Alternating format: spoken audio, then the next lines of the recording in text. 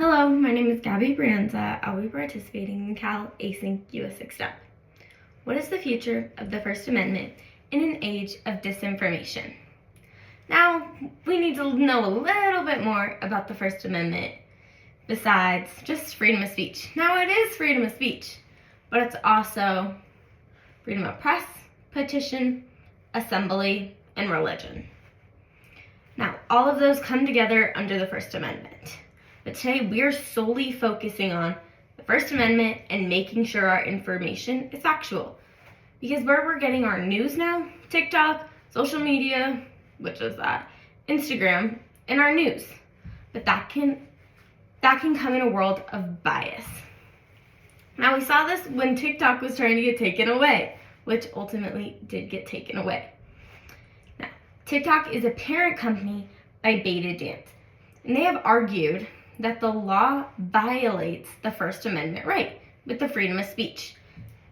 In the United States government, however, collecting the data from TikTok represented a threat to national security. The law does not seek to regulate TikTok's freedom of speech. Now, this is according to nyu.edu. Now, what they're basically telling us is TikTok is the First Amendment. We have a right there. It's so many kids my age, especially my brothers. It is our way of communicating. It is our way of expressing our voice. And if that's taken away, how are we supposed to speak out? How are we supposed to give our voice in this world? Our voice matters. It's information that needs to be coming from us. And honestly, it's a way for us to find out, is our information factual? Because we have so many other people to talk about it too.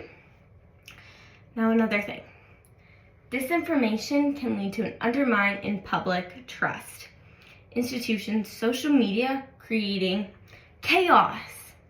Efforts to combat this disinformation must be balanced to protect the free speech, with needs to ensure the false information does not harm society. Now, this is the First Amendment.edu. So we have to make sure what we're getting, the sources that are coming from, where we're getting our information is factual. And if it's not factual, it's hurting society. It's causing a mistrust because we're trusting our news anchors like CNN, Fox News, ABC to give us factual news. Now, this factual news can also come with a bias, which can lead you towards one political party or the other. But we're not about that. What we are about is finding the facts and making sure that we hold our government and whoever is giving us these facts to a higher standard, because we are receiving that and we need to make sure what we are hearing is factual and does not end up hurting society. Now, lastly, attending how you can help.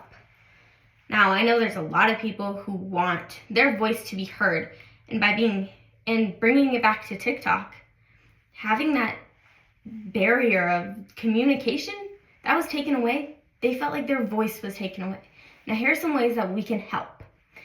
Attending public meetings, show your support for freedom of speech, but in a respectful way. You can send emails, make calls, talk to your local officials. This is according to aclu.org. There are so many helpful ways to get your voice across and make sure you are being heard. But we need to make sure we are being heard on that factual scale.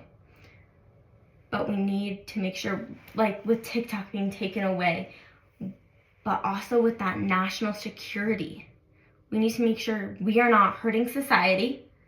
We need to make sure that we are not creating chaos. Was TikTok being taken away sending the world into a little bit of chaos? Probably, but just with the younger generation. But that's okay. TikTok came back. Now, the future of the First Amendment is truly up to us. We have the power to create this world of trust, and it's how we go about it that will truly change. Thank you.